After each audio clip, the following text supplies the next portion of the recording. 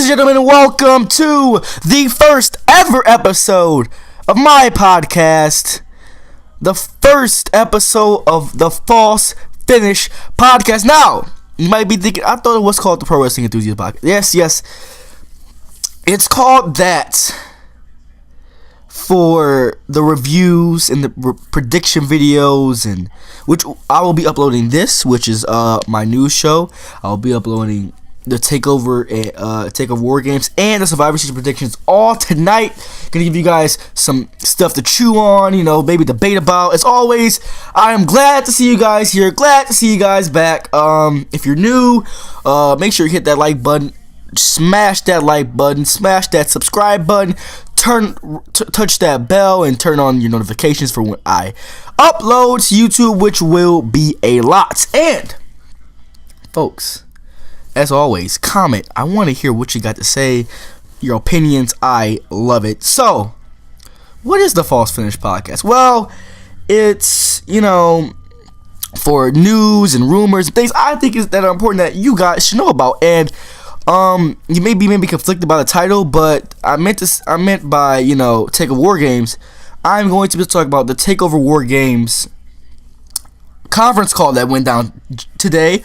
Earlier, maybe about a couple hours ago, hour or two ago, and Triple H, he always gets on the phone before NXT Takeover, and he talks to, whether it's stockbrokers or mostly it's, wrestling insiders and newspaper writers that want to, know what's going on with NXT. He's always very good at answering these questions. It's always an interesting read, but the first thing I want to get into today is Survivor Series will be in Los Angeles for 2018. Yes, folks, Survivor Series will be in Los Angeles for 2018. I believe this year. Damn it, I don't even know what city we're in this year for Survivor Series, and I feel really, really, really, really dumb. I'm so sorry. You guys got to give me a second here to find out. Survivor Series 2017. It is in. Okay, no information yet. Houston, Texas. Should have made sense when I thought it'd take over. But yes, we have Survivor Series in Houston, Texas this year, and next year it will be in Los Angeles, the home of SummerSlam for so many years. Give me 1 second. Alright, yes, the home of SummerSlam for so many years. This is pretty big news. Obviously they're in LA. They're going to try to probably pull out all the stops. But even bigger news, the first time a takeover. Is it the first? Yes, the first time a takeover is coming to Los Angeles, I believe, if I'm not, quick swig of water for the working man. Yeah, if I'm not mistaken. So obviously big news here for Survivor Series. We're gonna get right into the Triple H conference call. I have a lot of notes here, whole lot of notes I gotta get through, and a couple more news. I won't take up too much of you. I hate reviewers that take up you guys' time for like an hour or something. I'm not gonna do that to you guys. Okay, Triple H. He started off by obviously welcoming everybody, as Triple H always does. He said Saturday is an opportunity to showcase War Games to a new generation of fans and help further establishes NXT's identity. So basically, what Triple H is saying is, there's fans like me that didn't grow up on War Games and maybe don't quite understand it, or what's, maybe never experienced it. So this is the, for us fans, which is pretty cool. These notes are from these notes. Usually I write my own notes, but for the conference call, the audio has not been uploaded yet. But thank you for Wrestling Observer newsletter for uploading notes for this one. Then he goes on to say about the Undisputed Era. The decision to put the Undisputed Era together at the start was to get them rolling. It was a lot of buzz about them coming in, and there was opportunity there, and they were all into it. So again, Triple H going in depth about the Undisputed Era. I really like the way he explained it, because it kind of just felt like they put three ROH guys together and threw them together, but now he kind of explained it. It made more sense to me. Honestly, they have the buzz, and you just want to throw them in as, oh, here's 3 new guys. They've been champions everywhere in the world, and they're beating up Drew McIntyre. Why are they beating up Drew McIntyre? Who knows? And then you start, after these last couple weeks, you start to see, some of the things they've been talking about, shock the system. They're basically against the system, and they're all about making an impact, so that's been pretty cool. And then Triple H goes on to confirm some big news, thing that's been a rumor for a little bit. There will not be a roof on the War Games cage. He said the style of wrestling has changed, and mentions possibly they'll be able to now do moves off the cage and other things, and doesn't think he's tweaked the concept too much. Honestly, it doesn't make a difference to me. Like I've said, I've never watched a War Games match. After I do this podcast here, I'm going to go record my NXT predictions, and I'm going to go record my Survivor Series predictions. So, basically, I really won't be able... Well, I have stuff to do, but tonight, I promise you, I will watch a War Games match, and then maybe I'll be able to elaborate more on that. Okay. And Triple H went on to talk about Survivor Series, which he says is an amazing card. He said there's big star power in the men's tag team match, and says his presence or anyone else's isn't absolutely necessary, but it's part of the storyline. So, I'm gonna interpret this the way that I think it should be interpreted. I think Triple H knows. He's like, yeah, I shouldn't be in this match. There's a whole bunch of guys that he's built down in NXT that should be in this match. If he was booked the right way, Tyler Breeze could be in this match. If he was treated the right way towards the end of his run, then Neville could have been in this match. If he, let me think, who was it? Apollo Crews could have been in this match. More NXT talent's been misused. There's a whole bunch of them that just have been misused, and you gotta wonder why, but yeah, he obviously said that and the match does have big star power. I have not been this excited for a Survivor Series in years. It's finally, it feels like Survivor Series is back. It's just it's back. All right, so Triple H then referred to Brock Lesnar versus AJ Styles as a dream match, mentioning that as something people never thought they'd see a few years ago. Can you argue with this one? There's no way to interpret it because it's the absolute truth. I mean, a few years ago, let's say, could you say 2012? Brock just came back and AJ was still in TNA. I believe. Then you look at a few years down the line, AJ's in the Bullet Club. AJ Styles was, people are going to get pissed. AJ Styles was never the leader of the Bullet Club. I'm going to go off topic here. Prince Devitt, Finn Balor in New Japan was the leader, and Carl Anderson was the co-leader. When AJ came over, AJ became a member, Carl Anderson became the leader. Now, maybe it was meant for AJ to be kind of the leader in America when they went over to expand into America, but that's different. AJ Styles has even said in tweets, folks, he was never the leader of the Bullet Club. So, for all you saying Balor versus Styles as a leader versus leader match, nah, Balor versus Anderson, that's a match you should have been hyped for. That's a main event match because that's true Bullet Club leader versus true Bullet Club leader. But moving on, Styles versus Lesnar, I'm gonna say more about that in my predictions video. That's gonna be one hell of a match. He was asked about using War Games and Starrcade, and Triple H says they happen independently and it's just coincidental. He's always been keen to use War Games, and this was stuck out to me, and was looking for the right time to use it once NXT started out. So for all these years, we've been wondering, how can Triple H keep topping himself with NXT? And then bam, like right then and there, NXT comes out with War Games. So he's been planning this for years, and he's waited for the right time, which I think was the smartest thing. You do NXT War Games back at NXT Arrival, it doesn't have the same feeling. Let's say NXT Takeover Fatal 4-Way. Nope. NXT Takeover Brooklyn. Nope.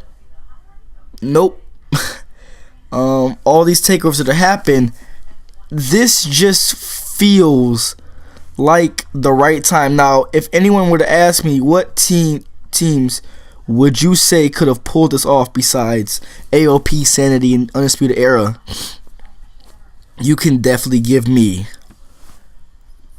DIY, The Revival, and AOP. That would do it for me. And you can add whoever the hell you want to add for all three of those teams, but The Revival, DIY, AOP. That's just my opinion. Triple H then goes on to say, War Games allows them to bring something from the past into the future while maintaining Dusty Rhodes' vision. As always, that you got, maybe you guys don't know this, maybe you do. Dusty Rhodes was the creator of the War Games match, the mastermind behind the War Games match, and so I know it's been announced that Goldust will be at ringside. Pretty sure Cody won't be there, even if Triple H wanted him there. He probably has an independent date or something, and you know, it's just great that they can see their father's legacy go on. Another interesting note, Triple H says there was some resistance to using War Games and had to sell it that it will become a meaningful event. So I'm not sure where this is coming from. Maybe it is Vince, or maybe it's Michael Hayes. Maybe it's I know Michael Cole was working down there with the commentary team. Maybe it's Road Dogg. I know it's not Ryan Ward, because Ryan Ward is the head, who used to be the head right for NXT back in the 2014, 13, 12 glory area. Ryan Ward writes on SmackDown. That's why SmackDown is so damn good right now. So, another interesting point. And then Dave Meltzer asked a question about Triple H, about NXT having 3 tapings at Center Stage in Atlanta. Triple H says it was a logistical error issue with Full Sail. He says Full Sail is still their home and mutually beneficial. He said it's cool to go back to Center Stage where WCW Saturday was filmed and where Triple H got to start. Okay, he's BSing here. From what I heard from multiple reports, they want to start expanding out of Full Sail for tapings. Reason why? The reason everyone hates Full Sail. Full Sail puts herself over and does not give a damn about the competitors. It's obvious. It's been obvious since they've started, and they've become little spoiled brats that think that they're entitled to NXT when they're not. Then Triple H goes on to say, he goes on to call Pete Dunne, Tyler Bate, Trent Seven, and Wolfgang very, very talented. He talked about putting together some stuff in the UK take some time. He wished it could have happened sooner and hopes to have something more definitive in the soon. And there has been reports that the UK show will be started early 2018. So I'm very glad to see that. You know, I really want to see the UK competitors showcased the way they should be. Triple H then goes on to say it's awesome that Kurt Angle was back in the ring and he's happy for him. That he says that they're taking it one step at a time. When he came back with the company, just started the process of going through medicals and talking with him when they needed him for TLC. So that's great to hear. You know, they're starting to get the ball rolling with Kurt Angle. And then Triple H will come back with this. He notes that he'd love to step back into the ring with Kurt Angle if it's right for everyone. Calls him one of the best ever and says he picked up wrestling so fast. Folks, that was a seed planted. That was a seed planted by Triple H. Triple H knows what he's doing. He knows the people that he's talking to on that phone right now, they ain't stupid. And they know what's going on. Interesting there. He goes on to say the Mae Young Classic opened their eyes to how much women's talent is out there and ready, and mentions the deep roster they have both on TV and off TV. Yeah. Every time NXT comes on, I feel like I'm seeing a new damn woman either being squashed or just in a match. And it's like, wow, that I remember when I was a kid and people like Melina and stuff, they weren't having matches, they were having bra and panties matches. Now you've got women's Iron Man matches and women's Hell in a Cell matches. And have we had a women's ladder match? I don't think so, but we're damn sure almost there. It's great where they've taken women's wrestling. And Triple H will wrap it up by saying he's excited for the weekend. Mentions that War Games is meaningful and emotional for him because of Dusty Rhodes. And that is where the call ended. Wow, a lot of information to take in there. Triple H always does a great job with these conference calls, always answering the questions to the best of his abilities. And not really much to say. If you guys want any more information on those, obviously you can go to Wrestling News Observer newsletter, and any other news site that you go to for all your wrestling news. News for the 205 Live division. Former Impact Wrestling superstar Rockstar Spud is expected to debut soon on 205 Live. I'm not actually very familiar with Rockstar Spud. I think the last time I watched Impact Wrestling was 2010 or something like that. So, heard a lot of good things about him. Heard a lot of bad things about him too. So I'm not sure we're going to get there. Speaking of 205 Live, Hideo Itami is expected to debut very, very soon, and there are rumors going around circulating that Hideo Itami will debut after the Enzo Amore Kalisto match. I hope he does. I could feel it coming because when was the last time we saw Hideo Itami? Was it Takeover? What was the last Takeover? Where's that Takeover at? Was it Takeover Brooklyn? Was the last one Takeover Brooklyn 3? I think it was. Damn. And we have not had a Takeover in so long. So, apologies for me. It is expected that either Natalya or Paige will be the final member of Team SmackDown, the women's Team SmackDown. I'm leaning towards more Natalya. Maybe I feel like they'll save Paige just for the SmackDown or Raw after Survivor Series. Very interesting rumor here. Carmella is rumored to cash in on Alexa Bliss. Yes, Alexa Bliss. It is reported that they want Charlotte to have a nice long reign, and putting the belt on Carmella is a very easy transition to give the championship to Asuka, then taking the championship off Alexa Bliss and messing up all that work you've put in with Alexa Bliss for these last couple months. So that's very interesting right there. I would love to see it. It would be something we haven't seen before. It would kind of, be like, well, damn, Carmella's gone. Who do you replace her with? And then, bam, that's where Paige comes in. So, obviously, a whole lot of news in professional wrestling. Wow, I am so excited. I'm going to stop. No, I'm not going to stop. What I meant to say was this is about the end right here. I don't want to rant and rave for too long with you guys. Really want to thank you guys for watching. As always, like, comment, subscribe, and always, are you guys excited for this weekend? It feels like Christmas. All right, like, comment, subscribe. Yeah.